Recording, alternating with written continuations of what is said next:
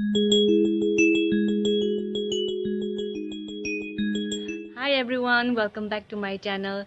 Ngasidi ay mayamna yamna request tawbirakiba aidi mamangda aina matem khatang film gi sin matem khatang hapchekibada mayamna makha yingningi che makha hapiro o makha full yingningi ani yam request tawbirakiba most awaited movie ada ai gini ko aise ado dugi movie do Aruba Echel haiba film do ngasidi ai mayamna yam request tawmanbadagi ai full mayamda kodol tamjage na ai khanjare do ado matek oina film se ai part ani ahum thokna ai mayam da dum share tawjarake ado mayam film se loiba fa dum hak khara ningai raga loiba fa dum yengbiyo enjoy tawbiyo duga ai gi channel sibu ngasita thengnaba kanagumbo oiragadi channel sibu subscribe to tawbiromo. So guys, Aruba Echel full movie hai tare full movie part 1 se ai ahan bacharok se mayam da kudol tamjage mayam pune yengminasi.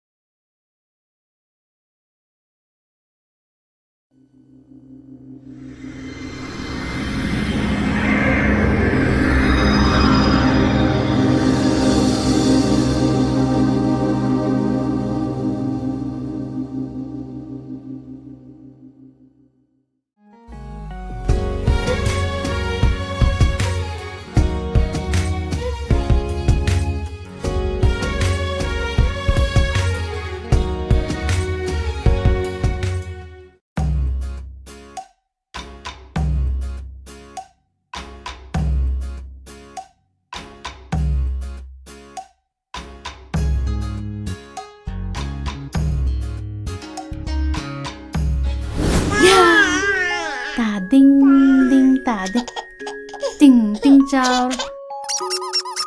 Se, pabung photo ka kiko. Se, yengo.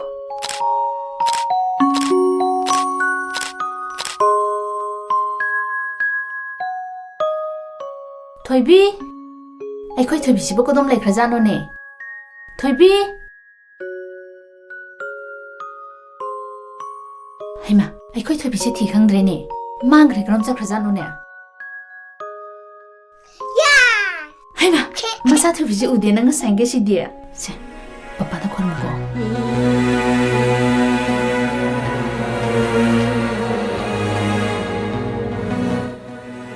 Thoibi, nang heng jaw kari oinia. Anh hiền ngoài chào nhỉ. Ohen gani, isa thoibi di.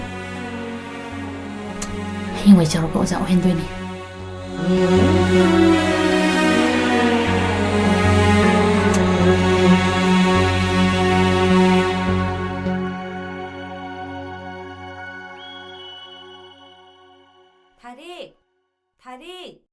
Tarik nang bulay bro.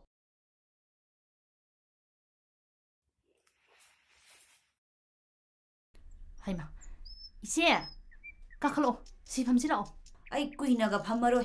Nangi maruki selfie thongge la ini. Se surabre yang. Nasanu biduna karam pali jatno. Uningdro nangbo. Uning ise, saga thakise, ai cha lo lukhige. Yare, saga tharo. Ngai khone, nasanu bidu bu kyam watligi. Handaki chai sina biege aroi bani. Si loiraga makha amung masa tauge hairarani. Sure che. Hoida, honagadabani. Honaba bu leptrabadi mahai chaba nomadi soidrabani. Chale. Phare dudi che, ai somlai jaurage.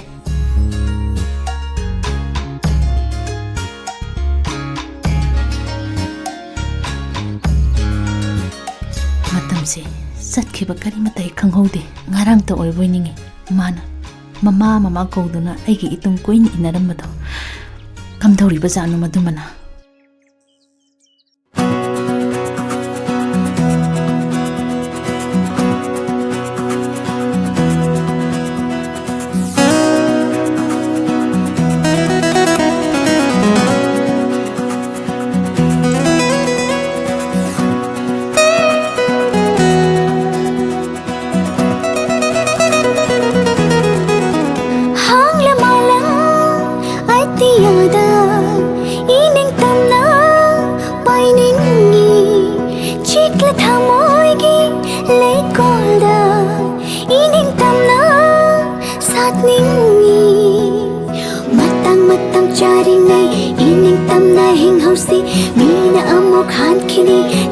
ya balang hausi hang la malam ati yada ining tamna pining ni chitla thamoi gi leikoda ining tamna satning ni matang matang chari nei ining tamna hing hausi ni na amok hanki nei lang baya balang hausi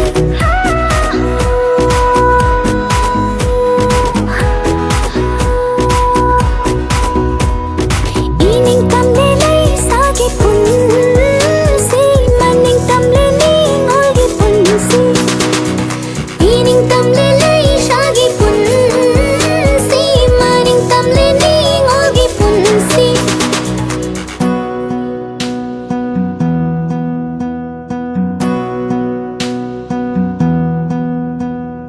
leichil ga tha jagaya nakre malang lei nam ga tin nakre lei rang lei kol gaya nakre lai jagale lei ga tin nakre leichil ga tha jagaya nakre malang lei nam ga tin nakre lei rang lei kol gaya nakre lai jagale lei ga tin nakre nai tom chat libi ai su imit pe na ye jahoge nai tom chat libi ai su imit pe na ye jahoge ining tamle lai sagi punsi maning tamle ning olgi punsi ining tamle lai sagi punsi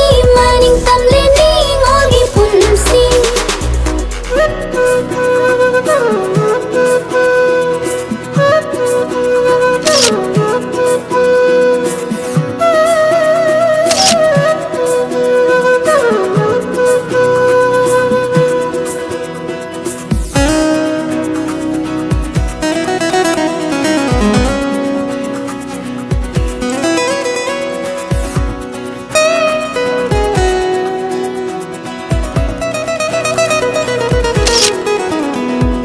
liri shi pamalamna aibo toina kai hauri ingla ayuki nong likna aibo toina kai hauri liri shi pamalamna aibo toina kai hauri ingla ayuki nong likna aibo toina kai hauri nai tum sa chabi aisu thamoi bina ing jahoge nai tum sa chabi aisu thamoi bina ing jahoge hang la mala ati yada ining tamna pining ni chikla thamoi gi leikoda ining tamna satning ni ining tamle lai sagi punsi maning tamle ning olgi punsi ining tamle lai sagi punsi maning tamle ning olgi punsi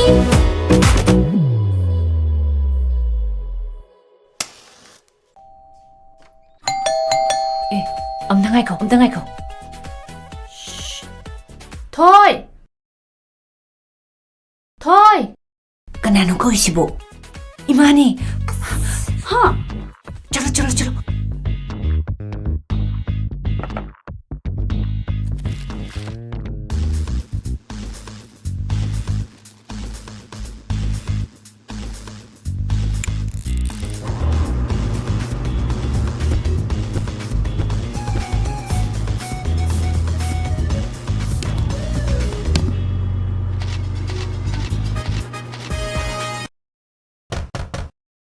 thôi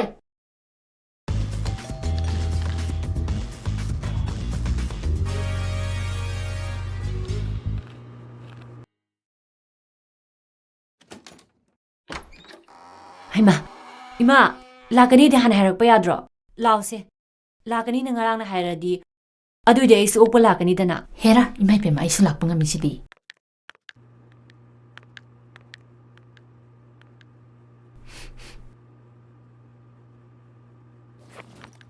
ꯃꯣꯏ ꯑꯅꯤꯁꯤꯅ ꯀꯅꯥ ꯀꯅꯥ ꯅꯪꯒꯤ ꯅꯃꯥꯟꯅꯕꯤꯔꯣ ꯑꯧ ꯏꯃꯥ ꯃꯥꯅ Rosie ꯃꯥꯅ semi ꯏꯃꯥ ꯑꯣ ꯑꯣ ꯐꯩ ꯐꯩ ꯂꯥꯏꯔꯤꯛ ꯀꯟꯅ ꯄꯥꯒꯗꯕꯅꯤ ꯏꯆꯥꯁꯤꯡꯁꯤꯗꯤ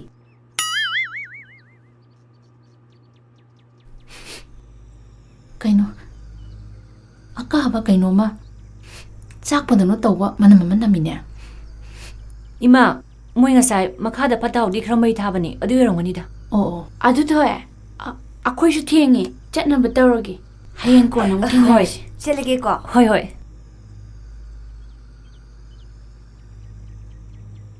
ꯑꯣꯏ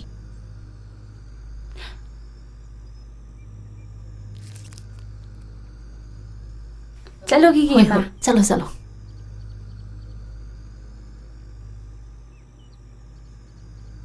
ꯊꯣꯏ ꯀꯔꯤ ꯀꯔꯤꯅꯣ ꯄꯣꯠ ꯆꯩ ꯈꯔ ꯌꯥꯎꯔꯛꯄꯅꯤ ꯅꯪ ꯑꯃꯨꯛꯇ ꯂꯧꯊꯣꯛꯑꯝꯃꯣ ꯏꯃꯥ ꯕꯥꯔꯣꯝꯗ ꯑꯝꯇ ꯆꯪꯈꯤꯒꯦ ꯍꯣꯏ ꯏꯃꯥ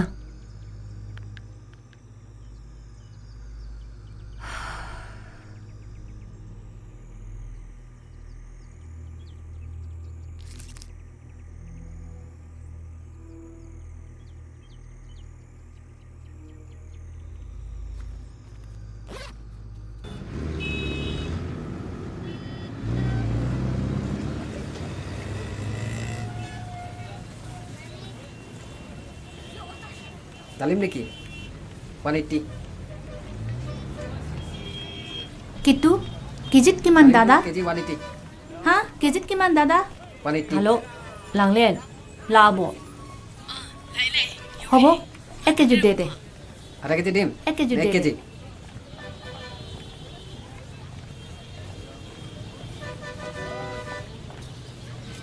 होबो होबो 이마 이마 हैमा ꯌꯥꯝ ꯅꯨꯡꯉꯥꯏꯌꯦ ꯃꯃꯥ ꯎꯕꯁꯦ ꯃꯃꯥꯁꯨ ꯌꯥꯝ ꯅꯨꯡꯉꯥꯏꯌꯦ ꯏꯆꯥꯒ ꯎꯅꯕꯁꯦ ꯏꯆꯥꯕꯨ ꯀꯝꯗꯧꯔꯤꯒꯦ ꯑꯗꯨꯝ ꯂꯩꯔꯤ ꯃꯃꯥ ꯄꯥꯕꯨꯡꯗꯤ ꯀꯝꯗꯧꯔꯤ ꯄꯥꯕꯨꯡꯁꯨ ꯄꯥꯕꯨꯡꯒꯤ ꯕꯤꯖꯤꯅꯦꯁ ꯑꯗꯨꯝ ꯆꯠꯂꯤ ꯑꯩꯁꯨ ꯑꯩꯒꯤ ꯊꯕꯛ ꯑꯗꯨꯝ ꯗꯗꯥ ꯄꯩꯁꯥ ꯑꯗꯣ ꯃꯃꯥ ꯌꯥꯝ ꯇꯣꯏꯅ ꯂꯥꯛꯄꯁꯨ ꯅꯠꯇꯦ ꯑꯩꯈꯣꯏꯗ ꯆꯪꯉꯒ ꯆꯥ ꯊꯛꯎꯈꯤꯁꯤꯀꯣ ꯍꯣꯏ ꯍꯣꯏ ꯑꯔꯦꯝꯕ ꯁꯦꯜ ꯍꯜꯂꯛꯑꯕꯣ ꯍꯜꯂꯦ ꯏꯃꯥ ꯆꯠꯂꯁꯤ ꯑꯗꯨꯗꯤ ꯍꯣꯏ ꯍꯣꯏ ꯆꯠꯁꯤ ꯆꯠꯁꯤ ꯂꯥꯛꯑꯣ ꯍꯣꯏ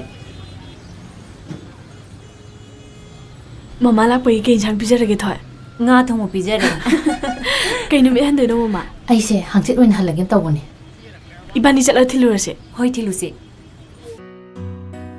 ꯌꯥꯝ ꯂꯥꯛꯅꯤꯡꯃꯟꯗꯅ ꯁꯦꯜꯁꯨ ꯊꯥꯗꯧ ꯂꯩꯔꯦ ꯑꯩ ꯍꯦꯛꯇ ꯆꯠꯂꯨꯔꯒꯦꯅ ꯂꯥꯛꯑꯕꯅꯤ ꯇꯥꯃꯣ ꯑꯍꯣ ꯌꯥꯝꯅ ꯀꯨꯏꯅ ꯂꯩꯕꯁꯨ ꯌꯥꯕ ꯄꯣꯠ ꯅꯠꯇꯦ ꯌꯨꯝꯗꯁꯨ ꯃꯤ ꯂꯩꯕ ꯅꯠꯇꯦ ꯑꯣ ꯂꯩꯀꯥꯏꯒꯤ ꯃꯔꯨꯞꯀꯤ ꯃꯌꯥꯝꯗꯁꯨ ꯀꯣꯛ ꯉꯥꯎꯗꯧꯔꯤꯕ ꯂꯥꯛꯀꯗꯕꯅꯤ ꯂꯥꯛꯀꯗꯕꯅꯤ ꯏꯁꯥ ꯃꯅꯥꯛꯇ ꯂꯥꯛꯄꯨ ꯀꯩꯅꯣ ꯑꯩ ꯑꯣꯏꯔꯗꯤꯕ ꯍꯞꯇꯥ ꯈꯨꯗꯤꯡꯒ ꯂꯥꯛꯇꯣꯏꯅꯤ ꯏꯕꯦꯝꯃ ꯅꯪꯒꯤ ꯅꯨꯃꯤꯠ ꯂꯩꯗꯨ ꯄꯣꯔꯛꯑꯕꯅꯤ ꯌꯥꯝ ꯏꯃꯥ. ꯍꯥꯎꯕꯅꯤ ꯂꯧꯁꯜꯂꯣ ꯃꯃꯥꯁꯦ ꯑꯩꯒꯤ ꯉꯥꯛꯇꯔꯣ ꯌꯥꯝ ꯍꯔꯥꯎꯋꯦ ꯊꯦꯡꯛ ꯌꯨ ꯂꯩꯋꯥꯁꯦ ꯌꯥꯝ ꯍꯥꯎꯅꯤ ꯄꯥꯕꯨꯡ 이베마 아마는 이rol로 아마는 강공도 그렇고 ꯍꯣꯏ ꯄꯥꯕꯨꯡ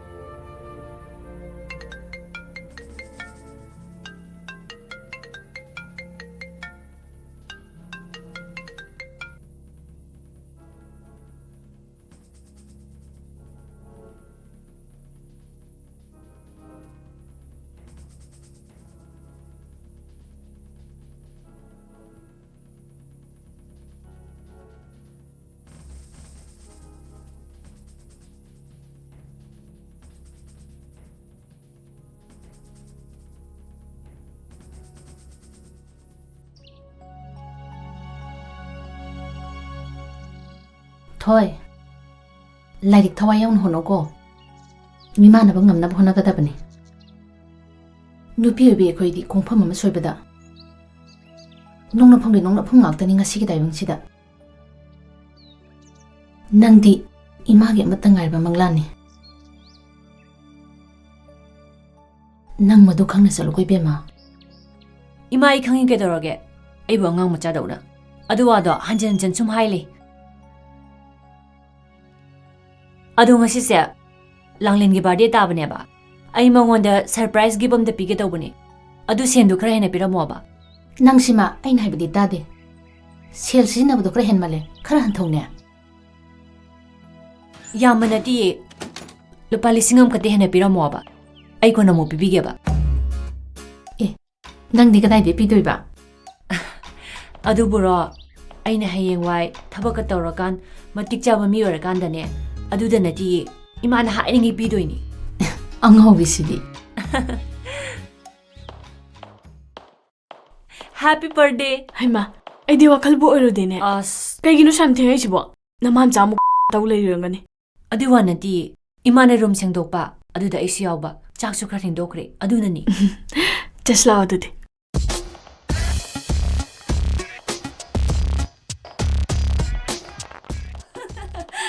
Hi. Hi Happy birthday Langlin. Thank you. Happy birthday. Thank you. Adu di canteen nga hak phamus la. Ay phamusi. Langlen, saslo. Ay nga sidi pamaroge. Noy pamaro. Kainu. Ay class yaro mage. Noi ni chalamo. Ay la. Hoi hoi. Lao ko didi. Langlen. Langlen. Ngai khuo. Kainu, sao sao idu bo. Ay moye character do kya pamde. Aduga nang su moy sindagi lapthok na bono. Nang na himba madagi ay nong ni di moy ka pulure dena. Yare. Ay na sinong da hanjin hanjin ay dune. Mi bo dugla na khan busu pati. Haujik na hawring de lang audradi kang lang ge hainu. Ay di haikra de haikre. Pularoy de pularoy. Phare dudi. Nang thokpa tor. Ai chale.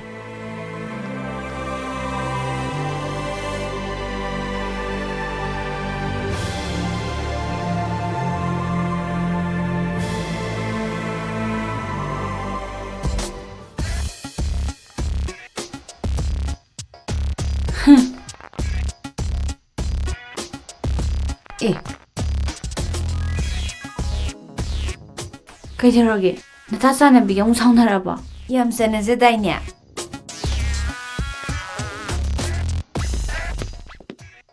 Yune. Shibu nangi ka makada layba thawba du natranya. Mane mane. Yang posta draw. Mi budi phabani da. Yam chammani. Adu da ngone khar chayi ni.